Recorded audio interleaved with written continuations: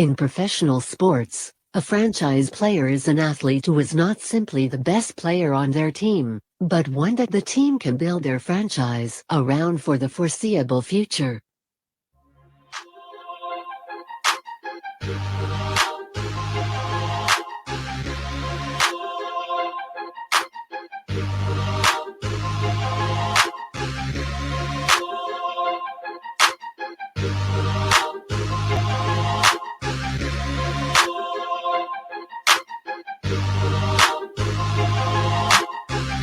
Welcome into a brand new edition of Franchise Players, a day early on Thursday, February the 1st, 2024. I'm your host, Desmond Johnson. You can catch us every week on TobaccoRoadSportsRadio.com.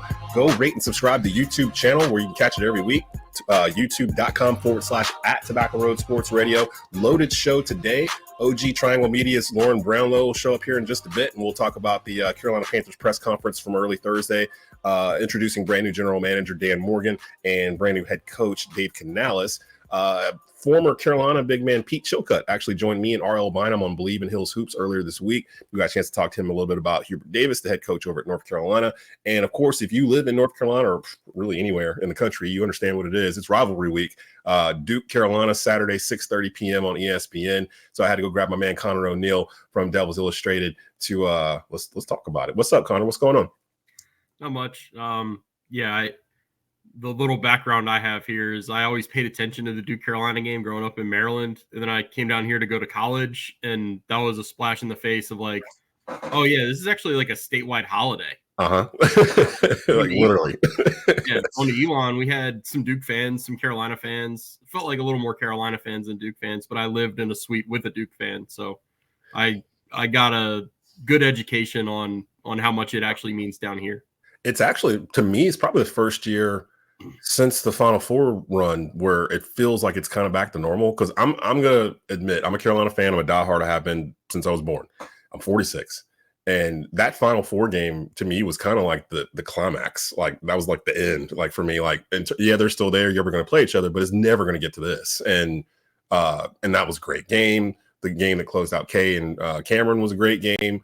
All these games are always great games. They're rarely blowouts. So. Regardless of which team is doing well and which one is not, this is going to be the first time, how many years now, where both teams will be ranked in the top 10?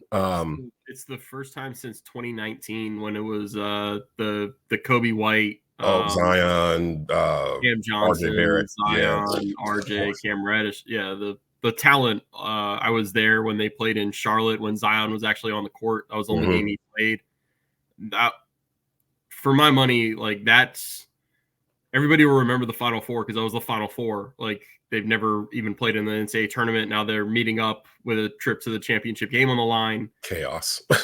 Total chaos. Last game, Hubert's first game, that craziness. But that ACC tournament game in Charlotte, I think there was more collective talent on the floor. And certainly I kind of thought the game was at a higher level just when you throw all that talent against itself. And, the stakes are never going to measure up to the Final Four, but the level of play, for my money, the ACC tournament semifinal in 2019 was better than it was. And I'm not just saying that because I cover Duke, and Duke won the game in 19 and lost the one in 22. They're not coming from that place. No, I mean, I've said 2019 was the peak for ACC, like because we had 3 1 seeds that year. Virginia was the one and won the whole thing. Carolina got a 1, Duke got a 1. You had Zion running around that year. Carolina had a good team with Cam Johnson and Kobe White and those kids. I was trying to count how many first round picks were on the floor that night. I think like 5 or 6. I think 5. I think 3 or if Trey Jones was a first round pick the next year, which I can't remember, then it was 4 for Duke. Yeah, and Carolina was that would have been Kobe and Cam Johnson. I don't know if they would have had anybody else. Yeah, I'm trying to think if I'm missing somebody. Luke May was on that team too, but he wasn't drafted. But yeah, a lot of talent on that team. This year, though, both Carolina and Duke are the flag bearers for the ACC yet again. It feels like perception nationally is the ACC is down, but there's a lot of teams right there in the middle that are really fighting. NC State just got a big win over Miami earlier in the week. Georgia Tech, they're the weirdest team in the entire league. They're at the bottom of the standings, but they've got wins over Duke. They got wins over Carolina. They beat Mississippi State. I think they beat Clemson, if I'm not mistaken. But they've got 3 ACC wins, and they're 3 wins against the teams that are kind of like your quote unquote locks. Yeah, so they're gonna have to literally win out the regular season to get to the NCAA tournament at this point, probably.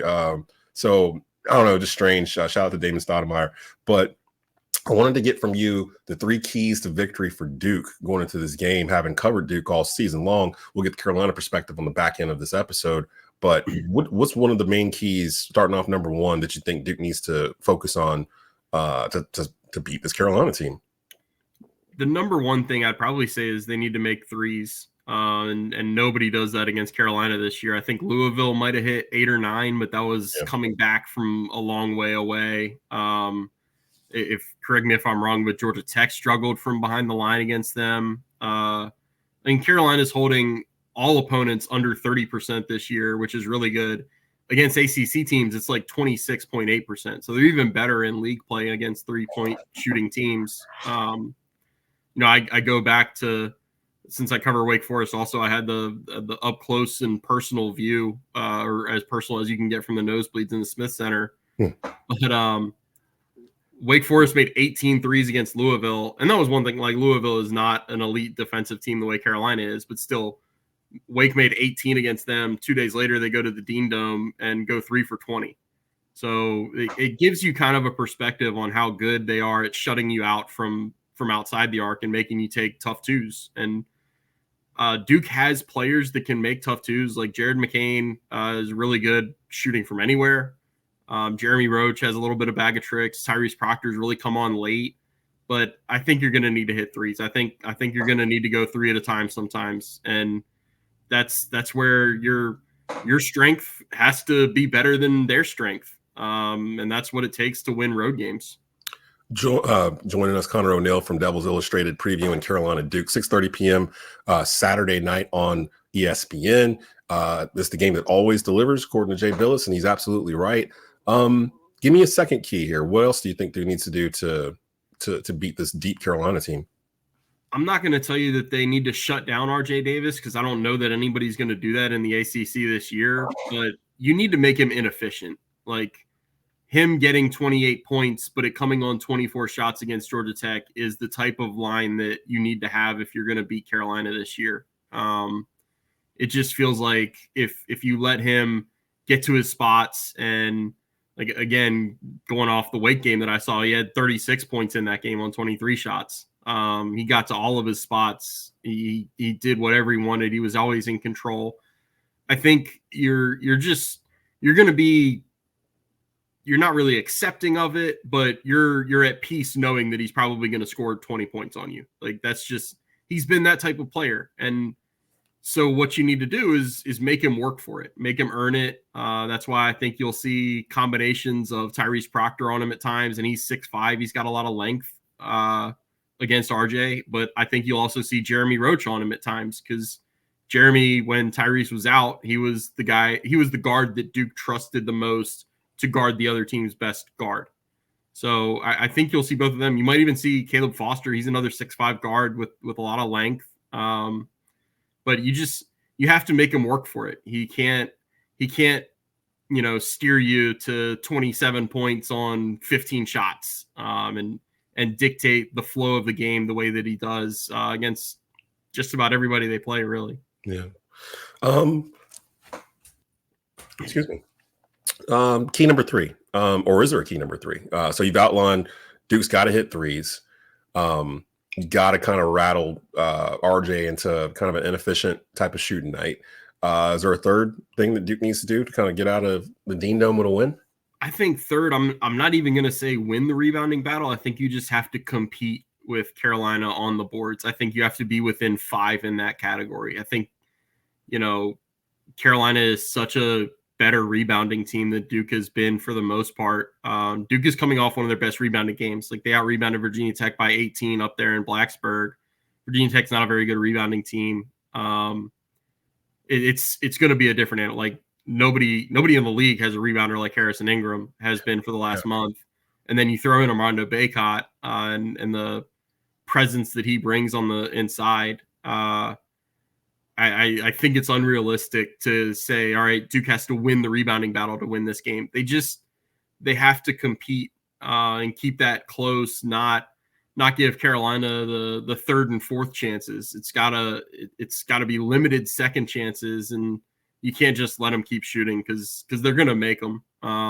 They score. So, and the other part of it is you're probably not going to get too many second chances. And Duke was lucky to win at home against Clemson last weekend, and they had 0 second chance points in that game. They had 4 offensive rebounds. Wow. It was really a game kind of decided at the end there, but until then, Ian Shiflin and PJ Hall just kind of bullied their way around in the interior, and Duke can't let Ingram and Baycott and then Washington and Withers, when they get in there, they can't let them bully them around the way that Shiflin and Hall did.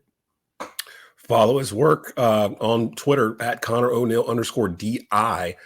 He's also the publisher for Deacons Illustrated. He's the beat writer for Wake Forest Athletics as well. So you can catch Wake stuff as well as Duke Blue Devil stuff there with him. Friend of the program, Conor O'Neill. Appreciate you, man.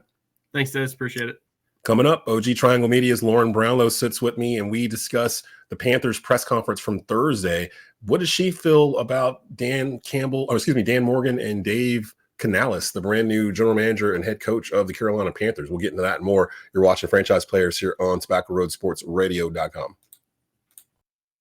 Franchise players are often referred to as the face of the franchise.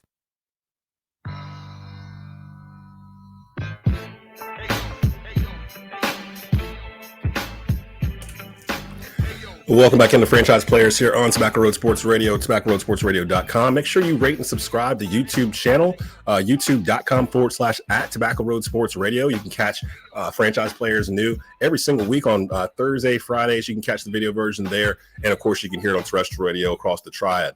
Joining me right now, OG Triangle Media's Lauren Brownlow. You can follow her on Twitter /X, whatever the kids are calling it these days, at LE Brownlow. What's going on, Lauren? How you doing? Not bad. Yeah, it was an exciting day. I enjoyed following the Panthers press conference via the Twitter live feed just for the comments. That was great. I enjoyed that. That was fun. Those are That's my always people. an adventure. I've said, I'm on record that the Panthers fan base is the most emotional knee-jerk reaction fan base out of all the teams in the NFL. And you really got to be saying something if I'm saying we're more emotional than Steeler fans or Cowboy fans or whoever, because we don't have rings. We don't have trophies. Like we don't have back-to-back winning seasons. So it's like, don't play with our emotions, because we're really fragile. And especially the past 4 years or so, we've kind of gone through a roller coaster. But on Thursday morning, the Panthers rolled out brand new GM Dan Morgan and brand new head coach Dave Canales. And let's start off with Dan, because Dan's been in the building for a while now. Came in 2021 when they let Matt Rule go, and Scott Fitterer came in. He was the assistant GM, but we've been tracking Dan for a while. Of course, former All-Pro here for the Panthers. He still holds the record for most tackles in a Super Bowl, in Super Bowl 38. I think it's 18 or 23 or something like that, but he still holds that record from 2003.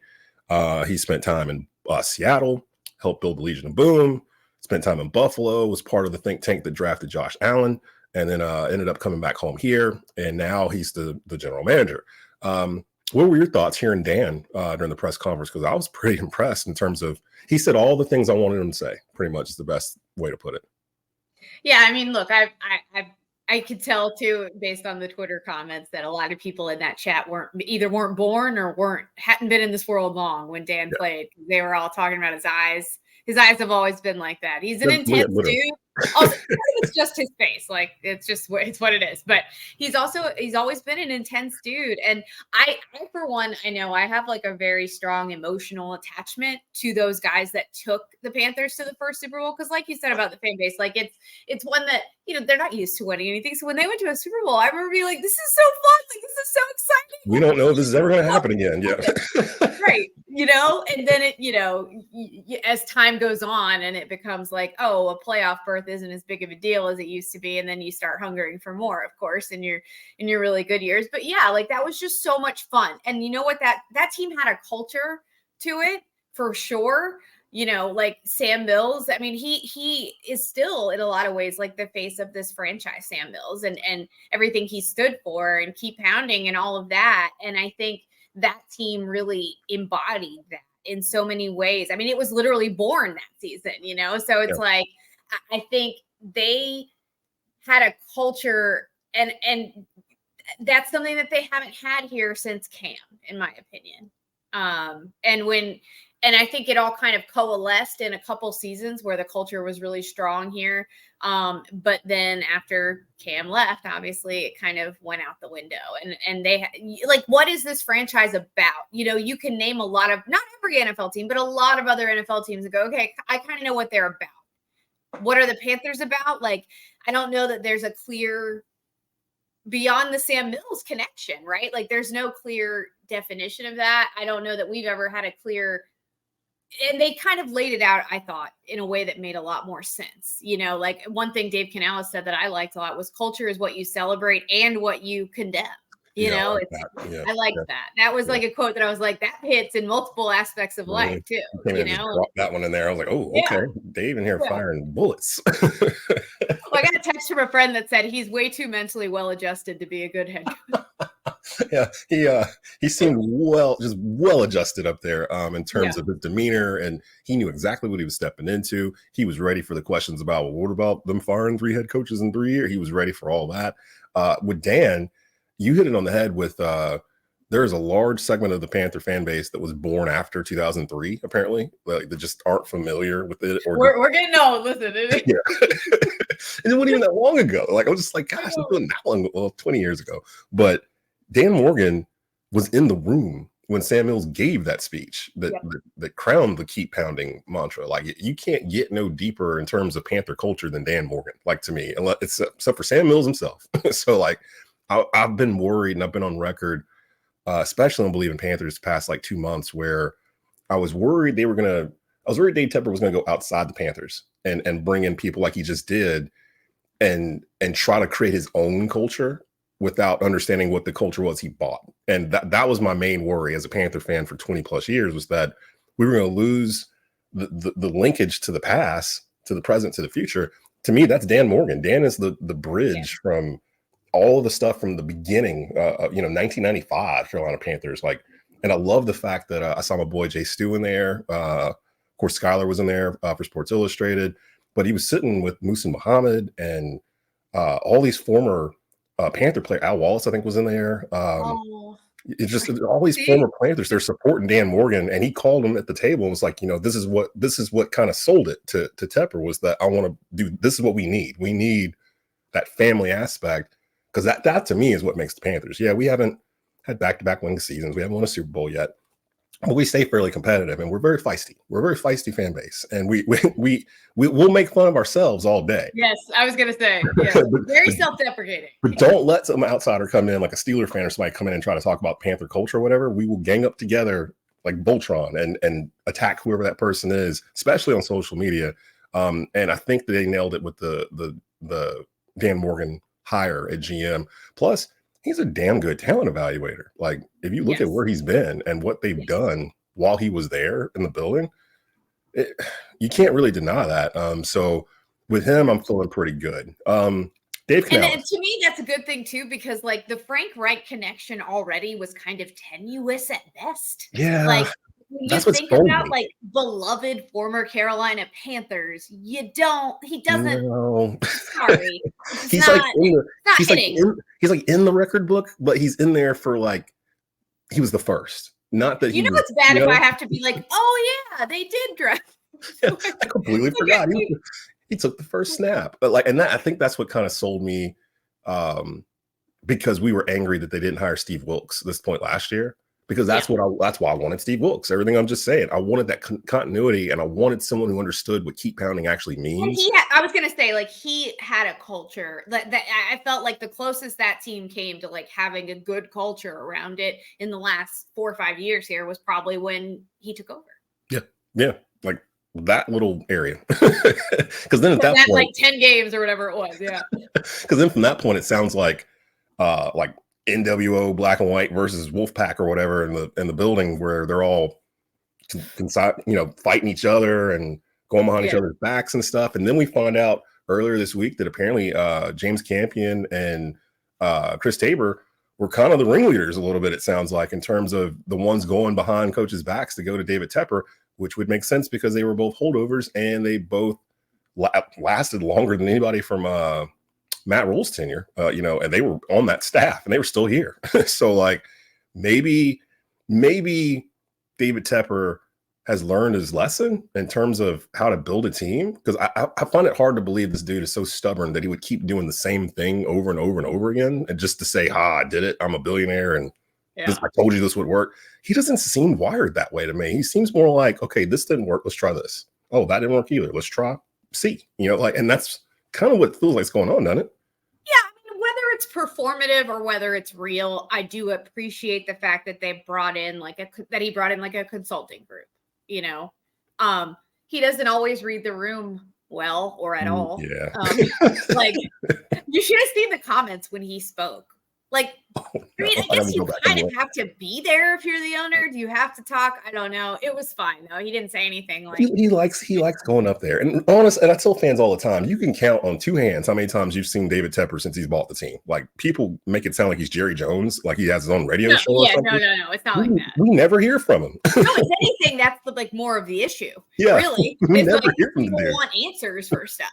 For a long time, that was the case. Yeah. So it feels like we fill in the blanks as folks that cover the team, fans or whatever. We fill it in and we're like, well, he must be this way, or he must be arrogant, or he must be insecure or impulsive. Like, we just throw these things, these darts at him. And to be honest, and I've said it all the time, we have no idea what this man is like. He's spoken to us briefly 5 separate times in 6 years, and that's usually when he's hiring a coach.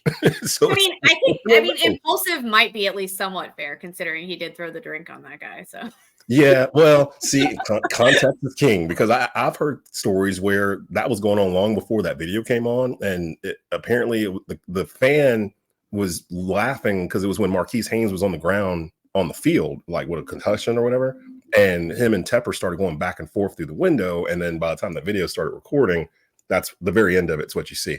I can't say that's true, but it makes me feel a little better if it is. I mean, it doesn't I'm not gonna clutch pearls over it for sure. But at the same time, I know that in the owners community, they usually do. And they certainly would if it were I don't know, a player up in a box that did something like that. Yep. They certainly would freak out. And so I mean, and if that was the case, why not just say that the next day?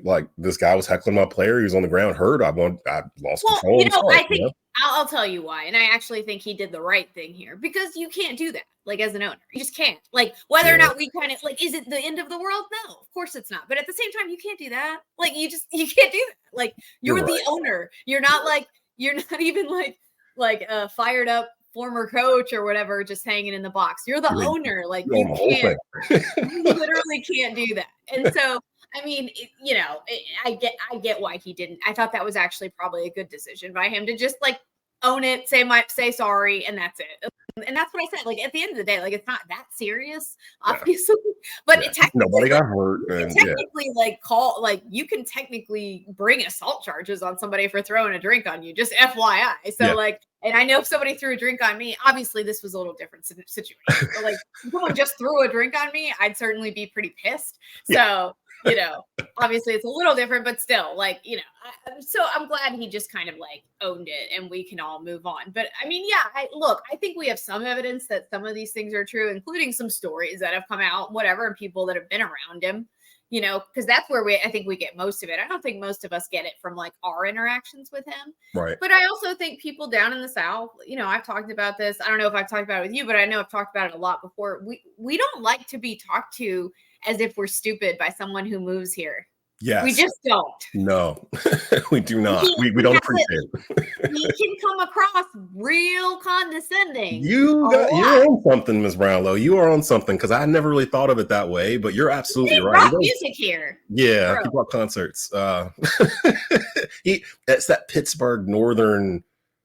I know more than you. I'm bringing the good things to you. Yeah, you didn't have this down here who don't understand how these things work. It's dude, down here in the Bible Belt. Let me bring y'all music. Let me bring y'all Beyonce. Lauren. Right. Well, yeah, exactly. And then Taylor David. Yeah, that was our response to that was, well, you couldn't get Taylor Swift, so I mean, big L. Big L. Lauren Brownlow joining us, Zero Franchise Players. Follow her on Twitter at LE Brownlow. Dave Canales, thoughts on Dave? We got a chance to see him. I saw a clip the Panthers put out yesterday or Wednesday when he got off the bus or whatever. He was walking into the headquarters, and David Tepper and Nicole are sitting there. Really, the whole building's sitting there, and they're cheering for him and everything. And it made me feel bad because I keep expecting the rug to get pulled out from underneath me as a Panther fan after what happened last year, because I was just as excited. Well, I talked myself into it after a point with Frank Wright. I talked myself into it. He checks all the boxes. He lived in Charlotte for 20 years. He was the Panther coach. quarterback, offensive coach. Just forgetting the fact that India just let him go midway through a season because the offense was trash and the players had started to turn and the fans had already turned, and we just didn't even get to there. We didn't even get to that point. And then it ended up happening here with this guy. His just like his natural, like he's a guy that doesn't need an alarm clock. You know what I mean? Like he just he like seems like his body wakes up right before his alarm goes off because he can't wait to start his day. Like he can't wait to do whatever he's doing that day. He just naturally gets up. And like you probably know people like this if you're not one yourself, where it's just like you're so happy with what you're doing, you don't need an alarm clock to get you out of the bed. And that's my first thought when I hear him talk. I'm like, this dude is just like naturally high on like life. It can work against you too, you know, like when you haven't had much sleep and you still get that natural alarm clock and you're like, oh no. No, but yeah, I mean, I think he's very confident, obviously. You know, I'm glad I don't have to cover him because he's extremely good looking. So that I'd be like, oh my God. But like, yeah, no, he's confident. He says the right things. It doesn't come across as phony yet. Right. Not, you know, at least not for me. He is optimistic while being realistic, which I liked. Mm-hmm. You know what? I liked that he was excited about Bryce. Even if he's lying, at least he knows that he needs to say that. I don't think he's lying. I don't either. Yeah, no, I agree. I really felt him. He felt genuine. That I mean, he didn't interview anyplace else, and he has been kind of known as that dude that works with undersized quarterbacks and gets them to Russell Wilson, Baker Mayfield. I felt him. I was like, yo, I think he really is excited to have Bryce and to start off with him going forward. For him, considering all of the scuttlebutt we heard during the hiring process, for him to not only say that Bryce was a draw, but like the draw. Yeah. That was significant for me because I'm like, wow. Because it was pretty clear that Frank Reich had zero interest in Bryce. Zero. Yeah, in hindsight, looking back on it, I think Frank took the job not knowing that they wanted Bryce, but they knew they wanted Bryce, and they sprung it on him after they hired him. And he's like, I don't know if I... Instead of like adapting, in my opinion, and doing what Dave talked about today, which is like, let's figure out what Bryce does well, and let's run our offense around that, which is what I was like sitting there screaming from my couch half the time. I'm like, roll him out, do something. Yeah, like, bootleg. So get him out. And so like to know that there's a guy that is his advocate that's going to be responsible for sort of the direction of the game planning and getting the best out of him, I think that's good news for Panthers fans, regardless of how it works out. Maybe it works out, maybe it doesn't, but at least you know that they've got a guy in place that's going to try to get the most possible out of Bryce. So Dave Canales, brand new head coach, Dan Morgan, brand new GM. There's a whole list of new coaches or whatnot that they've hired. We won't go into all that because it's like random positions and things of that sort. You know, they hired somebody from the Chiefs in the front office, which I also like.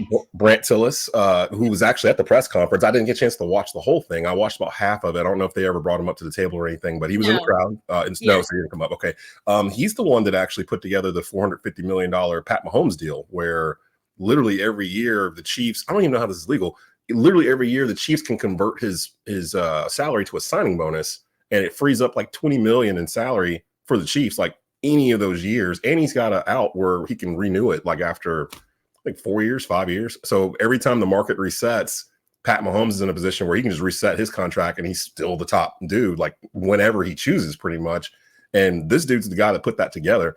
And I was sitting there going through it. I'm like, I didn't even know you could do that. I didn't even know that was legal. That you could right? Like, here's your $50 million. It's just going to be a signing bonus instead of us paying you every week or whatever. So in the NFL too, like when somebody does something good that seems to like be not against the rules, but like something no one had thought of before necessarily, or like whatever, people either want to ban it or copy it. So I'm just surprised we haven't really seen either. Like the Philly tush push. At first they wanted to ban it, then you start seeing teams trying to do it, and now there you go. Real quick before I get you out of here, what do you think is the top priority for Dan Morgan now that the dust is settled, they're in the building, work's got to start? What's the number one thing he needs to do? Like, what's at the top of his list? Well, he mentioned this too, and I liked it. They need to get the kinds of players in there that make people scared to play this team again. Not scared in like they're gonna hurt you way, or unless it's a football hurt you, not like literal. But like he wants players with little dog in them. I think he even said that. Yeah, and they need that. They don't have a lot of those guys. They just don't. And they have some, like a Frankie Louvu, who I love so much. Yeah. But they just don't have enough. And they need to do that. And they kind of need to get guys like that. They need to obviously more specifically bolster up certain positions. They need to kind of figure out what their draft plan is going to be too. That's probably what I would do moving ahead. Like, do you want to try to move up? If so, how? Because they mentioned that they could move up or down. I'm thinking, like, please don't move down.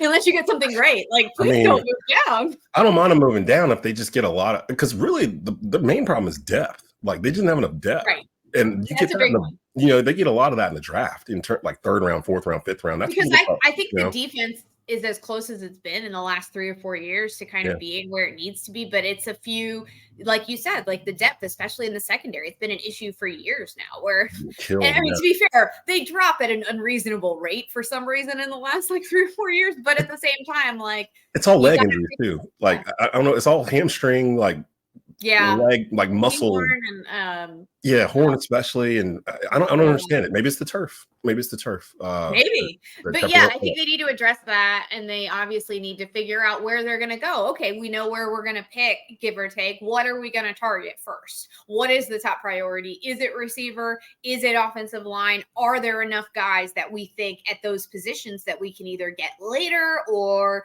that we want to target in free agency? Because obviously offensively, I think those are the biggest holes to fill by far.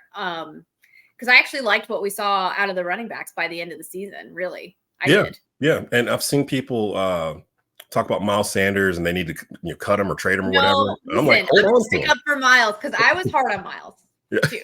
I also didn't know he was playing hurt early. Right, exactly. He had a hip injury like in training camp, and that lingered throughout the season. So that's always going to affect him. And then your coaching staff all over the place. So like they don't know what to do with you. They don't know what to do with themselves. Right. Like you think to yourself, like, okay, well, he's coming in fresh. Like, why does he look like garbage? Yeah. Like why? And then they would put Chuba in and he'd look great. And you're like, A, why do they still keep trotting Sanders out there then? And B, why does Sanders still look so bad?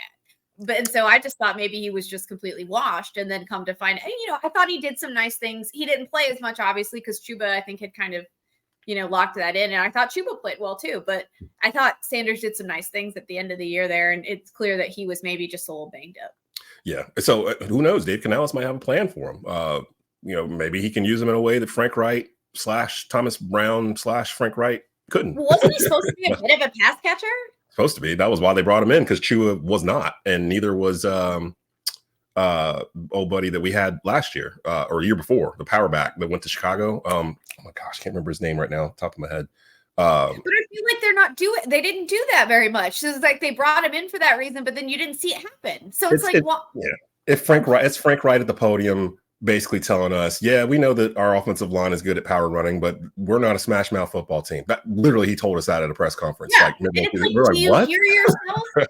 Right. So I think like one thing that was said today, and I think this is my biggest takeaway is that, and he's right. Like that's the thing. The vision has to be everybody's. It has to be something that everyone understands comprehensively, because you can't have a repeat of obviously like last year. You can't have Frank Reich in there like doing what they clearly were not all on the same page from the beginning. So, that's the sad part. Like from the very beginning, it feels like they were never that the offense we saw week 18 was the same offense we saw preseason.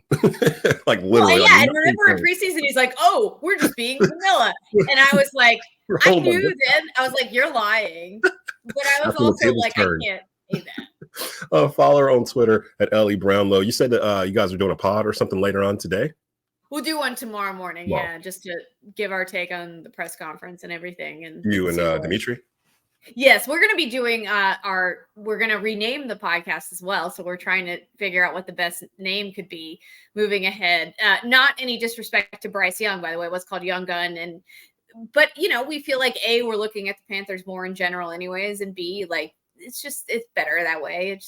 We're talking more about the Panthers. So. Yeah.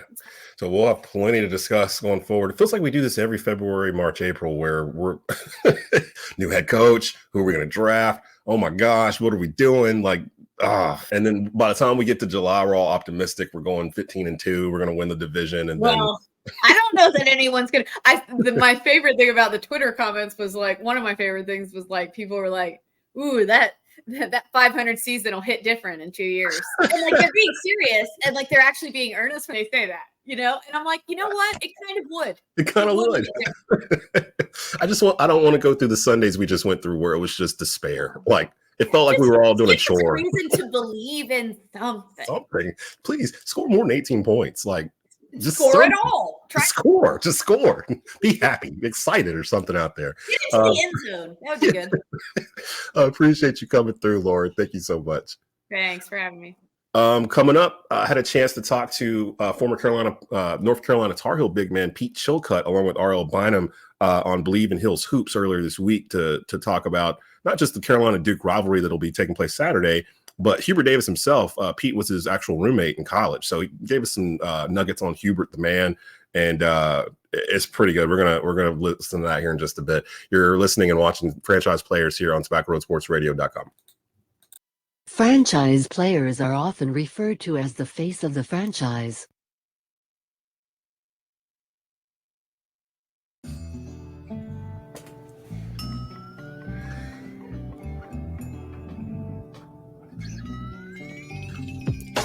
Welcome back into Franchise Players here on Tobacco Road Sports Radio, TobaccoRoadSportsRadio.com.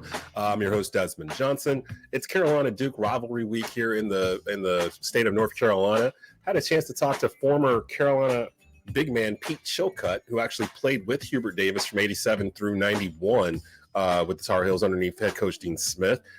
You can catch that full conversation on Bleav and Hills Hoops, part of the Bleav podcast network. It's myself and RL Bynum from the Tar Heel Tribune every single week, keeping you up to date with the latest news and notes from the North Carolina basketball team. Here's a little excerpt from our conversation from earlier this week. Make sure you go catch the full episode of Bleav in Hills Hoops before Carolina Duke Saturday at 6:30 on ESPN. But here's our conversation with Carolina big man Pete Chilcutt.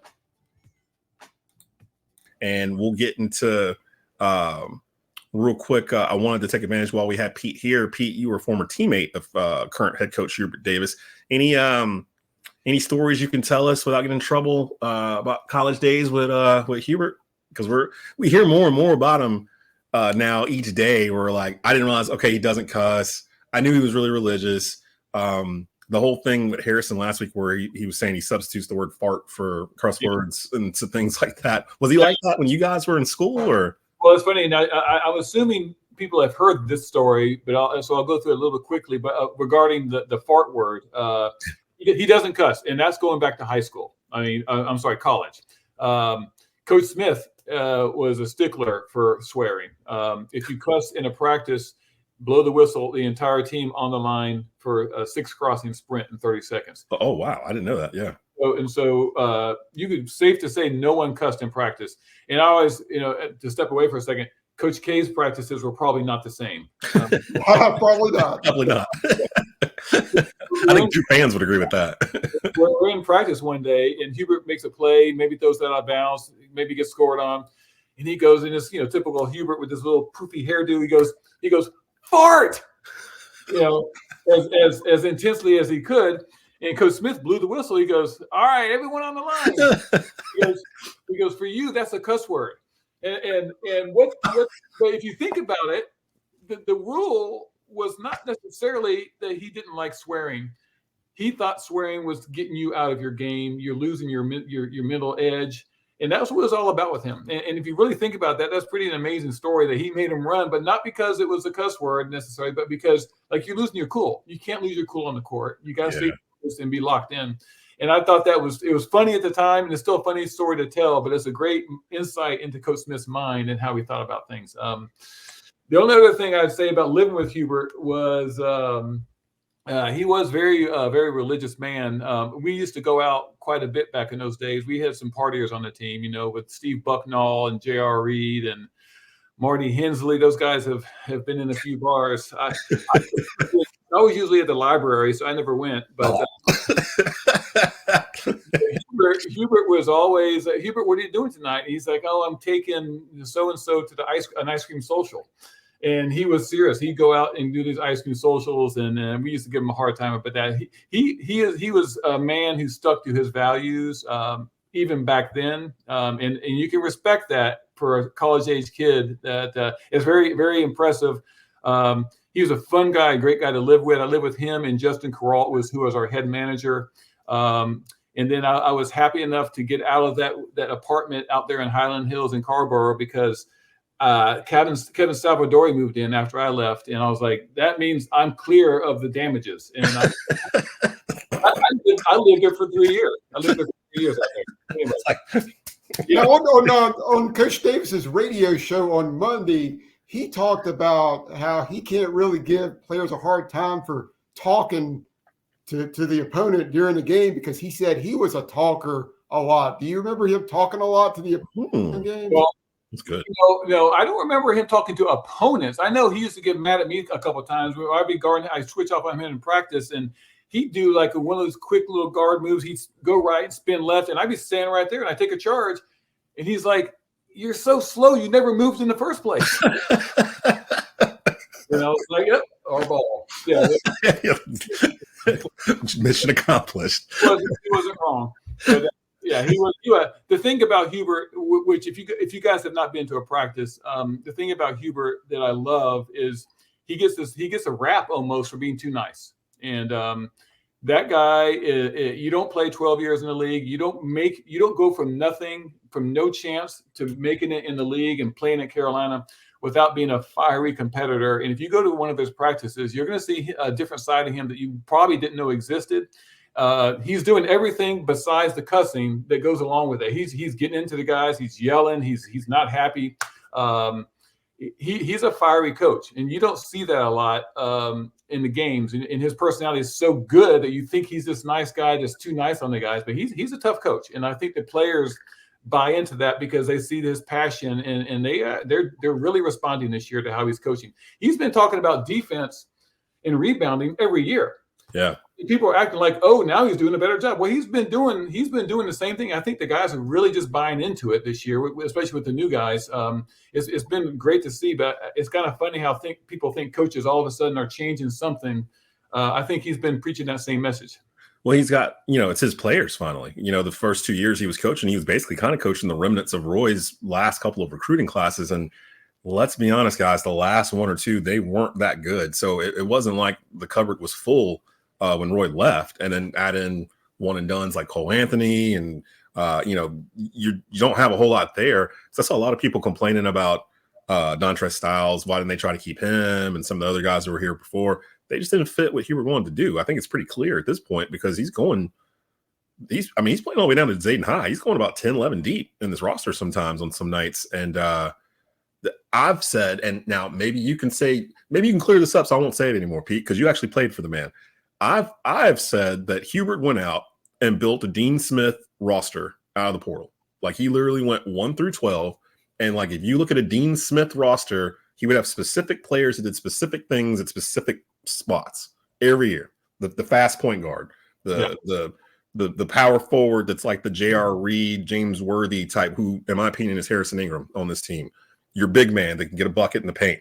Like, they got the first guy off the bench, that first point guard off the bench. He went out and got all that and added to what he had. Does this team remind you of Dean Smith teams you played on in the past, or am I just crazy? That's a great point.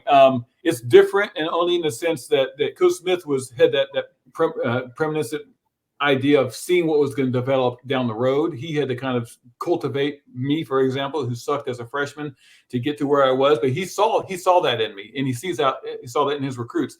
Hubert has the benefit of kind of seeing guys who have done some things already, so he kind of knows more what he's going to get. and he gets to kind of, I wouldn't say hand pick them, but it probably is closer to that than it is recruiting them. I think some of these guys were happy to come to Carolina. I think this team is extremely similar to some of the teams I was on, mainly because the deepness and 8 or 9 guys, and I've said this, I think 6 or 7 guys could lead us in scoring on any given night. Now, it hasn't really happened that way, but we got guys on here who are really good, and we're really deep, and that is a trademark of Coach Smith's teams, where guys that are 7th guys on a team, you don't really see a drop off when they come in, and that's impressive. I think that when we get to that style, you see more coaching flexibility. He can do a lot more things. Some of the substitutions that he couldn't make a couple years ago, he can do now, and he can do so without worrying about the ramifications. And I think that's nothing. I'm thinking this is not a 1-year thing. This is how he wants to be. And like you said, the first 2 years was just hard to get there, and now he's able to. It seems like he trusts the bench a lot more this season than he did last season. Yeah, because I was going to say last year, that whole situation you guys were talking about at the beginning of the show with Baycott, him pulling him out and having Washington come in for 5 or 6 minutes. He couldn't do that last year. You couldn't take Baycott out just because you were mad at him. Like, he had to stay in there, and you had to stew from the sideline and hope he got it together during the game, which a lot of times he did. But now he has the ability to be able to pull him out, make Armando think about it, and then put him back in the game. Which is different. And I will say this too, for those who are going to come at me, so this isn't a Dean Smith roster, blah, blah, blah. This there are variations to what Dean had going on. Just like Roy took what Dean had and altered it to what he wanted. Roy's offense had 2 running big men on it at the same time, at all times. Whoever came off the bench was the 3rd big man that was going to, the Tony Woods, whoever, that was going to run with the Tyler Zellers of the world and the Bryce Johnsons of the world. With Hubert, his offense is different than Dean's because he's running 2 point guards.